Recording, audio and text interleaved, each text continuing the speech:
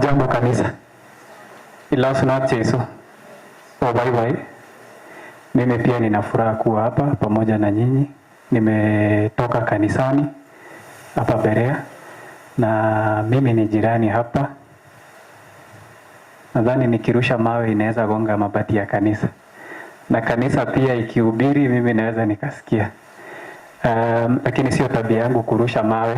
Kwa hivyo msiogope mkiwa kanisani. Msiogope kuna mawe yake inaweza ikafika. Siku ya leo sina mambo mengi ya kusema. Kwa majina naitwa Kennedy Langat, kiongozi wa vijana, na tumekuja ili kusupport kanisa. Tumeshakuja siku ingine na bado tutakuja tena. So kanisa hii ni kanisa ya nyumbani, ni kanisa jirani, ni kanisa ambayo tunajaribu kuilea, alafu itulee na iweze kulea watoto wetu pia.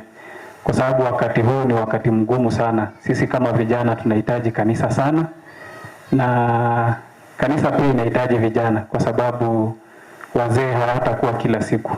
Vijana wanahitajika kuja kupiga boost kanisa baadaye.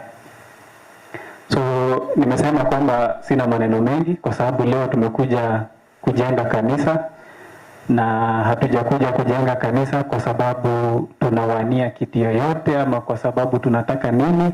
Tumekuja kujenga kanisa kwa sababu ni ile kitu ambayo inatupasa kufanya.